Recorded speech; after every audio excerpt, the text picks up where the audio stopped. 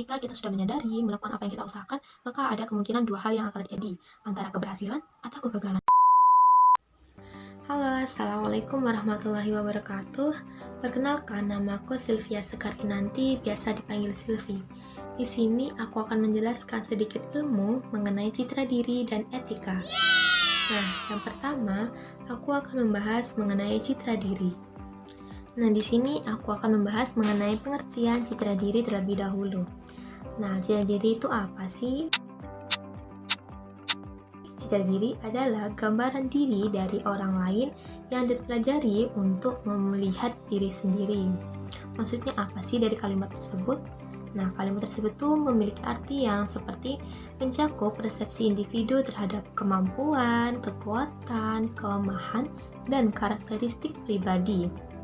Kemudian citra diri ini juga mencakup keyakinan tentang nilai diri, harga diri, dan identitas pribadi. Citra diri ini tuh dapat dipengaruhi oleh beberapa faktor, termasuk pengalaman hidup, interaksi sosial, umpan balik dari orang lain, dan norma budaya. Citra diri itu dibagi menjadi dua. Ada citra diri yang positif, pasti juga ada yang negatif. Nah, citra diri yang positif ini tuh dapat meningkatkan kepercayaan diri, kesejahteraan mental, serta kemampuan untuk mengatasi tantangan hidup. Nah, sedangkan yang citra diri yang negatif itu dapat menghasilkan sesuatu yang ketidakpastian, kecemasan, serta perasaan tidak berharga. Namun, di sini citra diri itu juga bisa dipengaruhi oleh bagaimana orang lain memandang dan memberikan umpan balik kepada individu tersebut.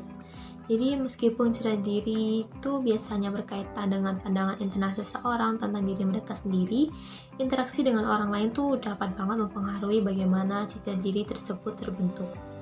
Kayak sebagai contoh itu ada seseorang tuh mungkin memiliki citra diri yang positif jika mereka tuh melihat diri mereka sebagai orang yang percaya diri, kemudian memiliki kemampuan yang baik dalam sesuatu bidang, dan memiliki hubungan yang sehat dengan orang-orang di sekitar mereka. Mereka ini tuh merasa mungkin berharga dan percaya diri dalam menjalani hidup mereka. Nah, di sisi lain, itu ada seseorang yang memiliki citra diri yang negatif, itu kemungkinan merasa dirinya tidak berharga, tidak kompeten, atau tidak dicintai.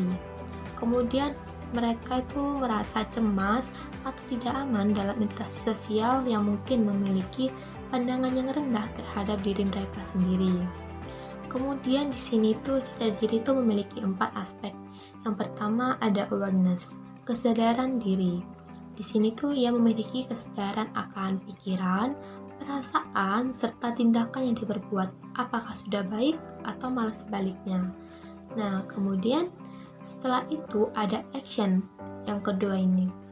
Action ini tuh bagaimana tindakan yang seharusnya kita lakukan ketika kita menyadari apakah kita harus meningkatkan sesuatu yang sudah unggul dalam diri kita atau malah kita harus mengubah agar menjadi yang lebih baik karena terkadang kita tidak sesuai dengan passion itu. Kemudian yang aspek yang ketiga ada acceptance, yaitu penerimaan. Ketika kita sudah menyadari melakukan apa yang kita usahakan, maka ada kemungkinan dua hal yang akan terjadi, antara keberhasilan atau kegagalan. Nah, di sini kita diharuskan untuk memiliki rasa penerimaan. Karena apa? Karena rasa penerimaan ini merupakan proses yang mendorong prosesnya penyembuhan atau kesuksesan. Ketika kita menyadari dan menerima diri, kita akan berpengaruh pada aspek yang keempat, yaitu sikap dan attitude. Nah, di sini kita akan memasuki pembahasan yang kedua, yaitu mengenai etika. Kalau dalam makalah aku, etika ini berasal dari bahasa Yunani kuno yang memiliki arti tentang kebiasaan tingkah laku manusia, akhlak, watak, perasaan, adat, dan sikap, dan cara berpikir. Jadi, etika itu seperti aturan atau norma-norma yang mengatur bagaimana seseorang seharusnya bertingkah laku dan berpikir. Sebagai contoh, ketika kita berbicara dengan etika dalam berkomunikasi, itu berarti bagaimana kita seharusnya berbicara dengan sopan serta menghormati orang lain. atau ketika kita membicarakan etika dalam bekerja. Berarti bagaimana kita seharusnya bertindak profesional dan jujur dalam pekerjaan kita. Etika di sini tuh seperti pedoman atau nilai-nilai yang membantu kita untuk hidup bersama secara baik dan harmonis. Jika kita mengikuti etika dengan baik, maka kita bisa menjaga hubungan dengan orang lain dan menciptakan lingkungan yang positif. Di sini, etika itu terbagi menjadi 3. Ada etika deskriptif, normatif, serta meta etika. Yang pertama, ada etika deskriptif. Adalah penggambaran tentang perilaku moral secara umum seperti adat kebiasaan, pandangan tentang apa yang baik atau buruk, serta tindakan yang diizinkan atau tidak diizinkan. Kemudian yang kedua itu ada etika normatif. Adalah penilaian terhadap perilaku manusia berdasarkan norma yang mengatur apa yang seharusnya dilakukan atau tidak dilakukan. Nah, misalnya dalam masyarakat tertentu, mencuri dianggap sebagai perilaku yang salah dan tidak dapat diterima. Kemudian di sini ada mata etika, yaitu membahas tentang bagaimana kita bisa memahami dan menganalisis ucapan-ucapan yang berkaitan dengan nilai-nilai moral atau etika. Nah, contohnya ketika seseorang itu mengatakan bahwa membantu orang lain adalah tindakan yang baik.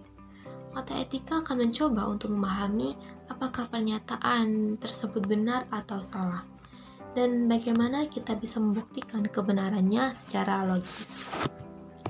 Nah, sekian penjelasan dari saya, kurang lebihnya mohon maaf. Assalamualaikum warahmatullahi wabarakatuh.